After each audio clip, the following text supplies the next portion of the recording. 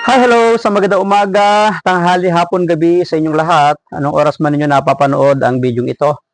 Tayo po muli ay tutunghay ng ating pong pagbasa para naman sa araw po ng Sabado, Enero 11, taong 2025. At hahanguin po natin ang Ebanghelyo sa Ebanghelyo ni San Juan, ang Kabanata 3, mga talatang 22 hanggang 30. Noong panahong iyon, si Jesus at ang kanyang mga alagad ay nagpunta sa lupain ng Judea. Nanatili siya roon ng kaunting panahon kasama nila at nagbinyag. Si Juan ay nagbibinyag rin naman sa Inon malapit sa Salem sapagkat maraming tubig doon. Pumupunta sa kanya ang mga tao at nagpapabinyag. Hindi pa nakabilanggo noon si Juan, minsan nakatalo ng mga alagad ni Juan ng isang Hudyo tungkol sa tanging paraan ng paglilinis. Kaya pumunta sila kay Juan at sinabi sa kanya, Rabay, yun pong lalaking kasama ninyo sa ibayo ng Hordan na inyong pinatutuhanan ay nagbibinyag rin at nagpupunta sa kanya ang lahat. Sumagot si Juan, walang tatanggapin ang tao malibang ipagkaloob sa kanya ng Diyos.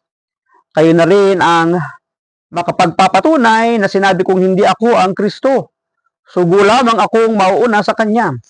Ang babaeng ikakasal ay para sa lalaking ikakasal. Ang abay na naghihintay sa pagdating ng lalaking ikakasal ay lubos na nagagalak pagkarinig sa tinig nito. Gayun din naman, lubos na ang kagalakan ko ngayon. Kinakailangang siya ay maging dakila at ako naman ay mababa.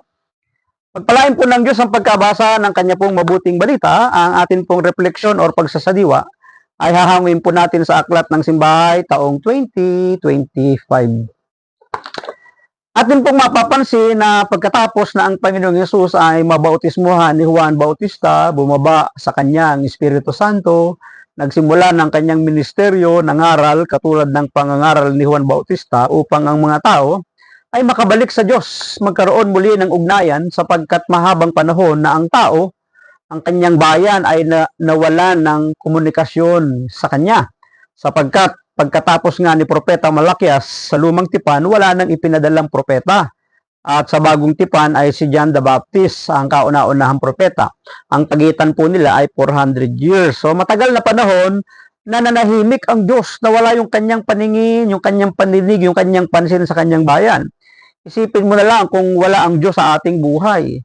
Napakabukas para sa atin na tayo pakialaman ng kaaway, saktan, gawa ng problema, gawa ng kalamidad, di ba? Kasi wala tayong proteksyon eh. Pagkasama natin ng ating Diyos sa ating buhay, siya yung ating proteksyon. Siya yung ating kanlungan, siya yung ating tagapagligtas, siya yung ating muog, siya yung ating pagpapala, siya ang ating kagalingan, nasa kanya ang lahat. So pagkatapos na mabautismuhan ni Juan Bautista ang Panginoon, siya nagpasimula na ng ministeryo. Ngayon, may mga taong nag-report. Alam naman natin na magkaiba ang binyag na ginawa ni Juan sa ginagawa ni Jesus sapagkat sinabi na rin ni Juan, nagpapatotoo siya, nang inakala nila na siya ang Kristo, ang tagapagligtas. Hindi ako. Ako ay nagbibinyag sa inyo sa tubig, ngunit ang darating na kasunod ko, bibinyagan kayo sa Espiritu Santo at saka sa apoy. Hindi nga ako karapat dapat magkalag ng tali ng kanyang sandalyas. Kaya sa pagdating sa ating pagbasa, inire-report ngayon ng mga tao ang tungkol sa ginagawa ng Panginoon. Pinagsalitaan ba? Kinriticize ba ni Juan Bautista ang ginagawa ng Panginoon? Hindi eh. Lalo pa nga niyang itinwid yung mga taong nag-report sa kanya eh, na ang inihalin tulad nga sa kanyang sarili ay abay sapagkat siya yung nagagalak sa pagdating ng lalaking ikakasal. Tama yung sabi niya, siya ay naging tagapaghanda lamang ng daan pagdating ng tunay na Kristo, ng Mesiyas at walang iba kundi ang ating Panginoong Hesus. Tingnan po ninyo mga kapatid ha, nung mga panahon na yon, nangingibabaw na ang ministeryo ng Panginoon, sumisikat na kumbaga. Unti-unti ngayon nawawala sa limelight, sa highlight, si Juan Bautista. Pero sinasabi sa ating pagbasa, lubos na ang kanyang kagalakan ngayon. Bakit? Sapagkat kinakailangang siya'y maging dakila, ang tinutukoy niya ang Panginoon, at ako na may mababa. So, yung parangal, yung pagkilala, yung kasikatan, yung papuri ay dapat lang ibigay sa ating Panginoon. Maaaring may mga panahon at pagkakataon sa ating buhay na may mga sumisikat, nakikilala ng higit sa atin sapagkat kahit nga sa mga pelikula, sa mga artista, sa kabila ng panahon ng kanilang kasikatan, nalalaos din, di ba? Ganon din yung mga nasa kapangyarihan, nasa poder, nasa politika. Ngayon, namamayagpag kanilang kapangyarihan pero darating ang panahon, nalalaos din, humihina, nawawala sapagkat may dumarating na bago. Ano ang dapat natin gawin doon sa mga sumisikat, sumisibol? Sisiraan ba natin? Gagawan ba natin ng kung ano-anong kwento? Pagbibintangan ba natin? Hindi. Katulad ni Juan Bautista na magandang pagtularan.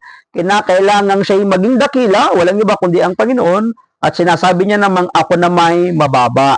Yun yung mga gustong iparating ni Juan Bautista doon sa mga taong nag-report sa kanya at sinasabi pa nga niyang, kayo na ang nagpapatunay na hindi ako ang Kristo kundi ang totoong Kristo, walang iba ang katauhan ng ating Panginoon.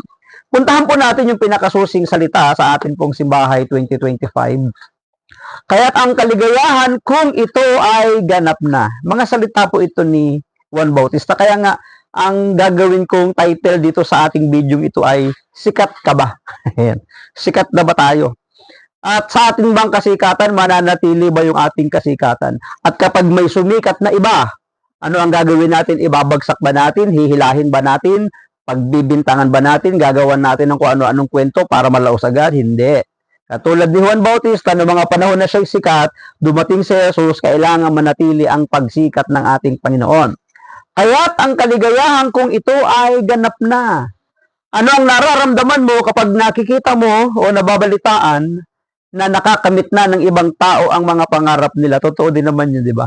Ano ba ang ating pakiramdam? Ano ba ang ating nadarama? Kapag yung mga tao ay nagtatagumpay na, dumarating na yung mga kasagutan sa kanilang buhay, kaiinggitan ba natin sila?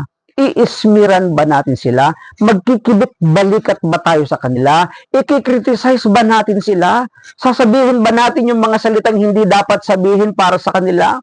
Para palitawin mo lang na hindi ka naiinggit? Pero ang katotohanan, habang nagsasalita ka ng hindi maganda sa mga taong ito, yun na yung sign. Yun na yung indikasyon na ikaw ay naiinggit. Kaya ang dapat natin gawin kapag may mga nagtatagumpay na mga kaibigan natin, mga tao sa ating kapaligiran, makipagsaya tayo, makipagpuri tayo, pumalakpak tayo. Pasalamatan natin sapagkat sila ay nagtagumpay.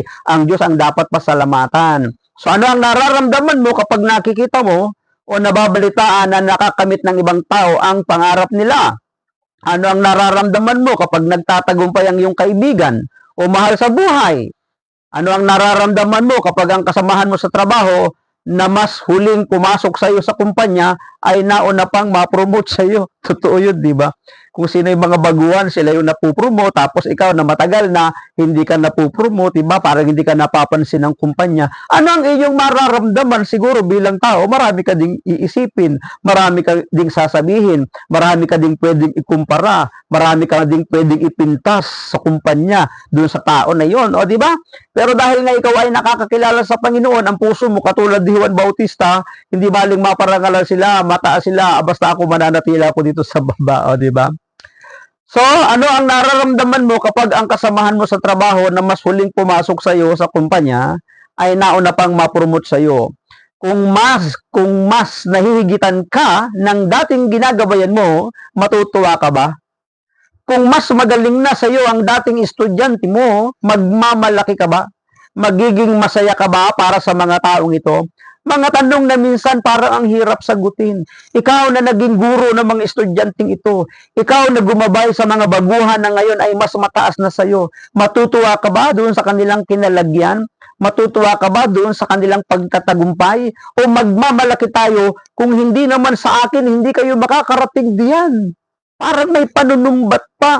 Hindi ba dapat matuwa tayo sapagkat sa pamamagitan natin, nakarating sila doon sa ganoong tagumpay. Sa rurok ng kanilang pagtatagumpay, doon sa kanilang kinalalagyan. Ipagpasalamat natin sapagkat ikaw yung naging gabay. Ikaw yung naging katuwang. Hindi dapat na magmalaki kung hindi sa akin, wala kayo sa kalagayan ganyan. Hindi, sa inyo ng kataasan ng loob. Magiging masaya ka ba para sa mga taong ito? Yung tanong na yun, dapat oo. Maging masaya tayo sa tagumpay ng iba. Hindi tayo dapat magkaroon ng inggit sa tagumpay na nararanasan ng iba sapagkat tayo man ay pwede ring pagtagumpayin ng ating Panginoon. Itinuturo ng mundo ngayon na dapat lagi tayo ang sikat. Totoo yun. Itinuturo ng mundo ngayon na dapat lagi tayo ang sikat, tayo ang bida, tayo ang nasa una. Yan yung tinuturo ng mundo. Itinuturo ng mundo na dapat laging nasa atin ng atensyon, na dapat tayo ang sentro ng atraksyon. Makasarili. O, diba? Yan yung pong ipinupromote sa mga commercial, sa mga advertisement, sa mga television, sa mga social media platform, diba? Kapag bumili ka ng sabon na ito, puputi ka at mapapansin ka ng iba. Pag bumili ka ng shampoo ito, magiging malugay ang iyong buhok. Pag ininom mo ito, lalakas ka, magiging makisig ka. Maraming ipinupromote para sa sarili. Sapagkat tayo nga, mahilig tayong kumuha ng atensyon. Ang gusto natin, nasa atin ang attraction ng mga tao. Tayo yung bida, pabida-bida ba? Maraming tao na nasa paligid natin ng mga pabida-bida di ba? Pero iba ang itinuturo ng Ebanghelyo, iba ang itinuturo ng salita ng Panginoon.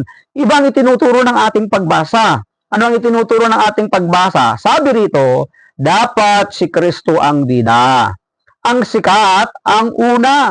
Pagdating kay John the Baptist, si Kristo ang sikat. Si Kristo ang bida. Si Kristo ang una. Sa atin bang buhay, kaya din ba nating si Jesus ang bida? Si Jesus ang sikat? Si Jesus ang nauuna sa ating buhay? Huwag nating i-claim ang mga bagay na tagumpay na ating nararanasan. Sapagkat kung wala ang Diyos na gumabay tumulong para makarating tayo sa ganyang kalagayan, hindi tayo makakarating. Kaya dapat ang bida, ang Panginoon, ang sikat, ang Panginoon, ang una, siya ang una sa ating buhay. Dapat na kay Jesus ang atensyon, siya dapat ang sentro ng atraksyon. Dapat dinadala natin ang tao sa pamamagitan ng mga pagpapala natin na kung hindi dahil sa kagagawan ng Panginoon, hindi natin nakamit yun, hindi tayo nagtagumpay, hindi tayo nakarating sa ganitong sitwasyon. Kaya dapat ang bida, ang sikat, ang una ay ang ating Panginoon. Sa ating buhay, hindi mahalaga kung ano ang narating natin. Ang mahalaga ay kung ang narating ba natin ay maipakilala si Kristo sa mundo. Yun po yung pinaka-importante. Oo nga, marami kang narating, marami kang napuntahan, marami kang successful sa buhay, marami kang accomplishment, marami kang pagkatagumpay. Pero ang tanong, sa mga pagkatagumpay mo bang yun, sa mga narating mo ba sa buhay na yun, doon mo ba dinala ang mga tao para makakilala kay Kristo? Tayo ba'y naging kasangkapan para sa pamamagitan ng mga biyayang ito, may mga tao din lumapit at magtiwala sa Panginoong Kristo?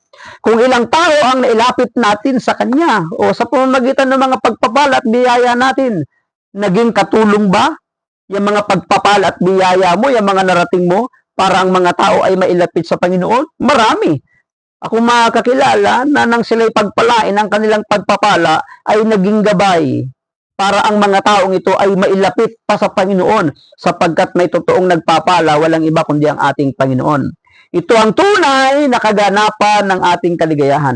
Ang tunay na kaganapan ng ating kaligayahan ay ang mga tao madala natin sa bida, sa una at sikat na dapat na makilala sa ating buhay, walang iba kundi ang ating Panginoon. Kagaya ng tinuran ni Juan Bautista, kailangang siya ay maging dakila at ako naman ay mababa. Bilang pagtatapos, tanungin natin ang ating sarili, napapasikat ba ng ginagawa ko si Kristo? Ano yon? Napapasikat ba natin sa ating mga ginagawa ang Panginoong Hesukristo? Ang ibig sabihin, sa lahat ba ng iyong ginagawa, ang napapalakpakan ba, ang napaparangalan, ang napapapurihan, ang napapasalamatan ng tao ay ang Panginoong Jesucristo o kinukuha natin yung palakpak, kinukuha natin yung atensyon, kinukuha natin yung atraksyon sapagkat ang gusto natin tayo yung bida-bida. Dapat ang bida, walang iba kundi ang ating Panginoon. Maraming salamat at pagpalain po tayo ng ating Panginoon. Ito po yung ating mabuting balita para sa araw ng Sabado, Enero 11. Taong 2025, hinangon natin sa Ebanghelyo ni San Juan, Kabanata 3, mga talatang 22 hanggang 30. Pagpalain po tayo palagi ng ating Panginoon, ang akin lamang palaging masasabi, hayaan natin ng Diyos, ang palagi ang maging Diyos ang ating mga buhay. Bye-bye! And I love you with the love of the Lord.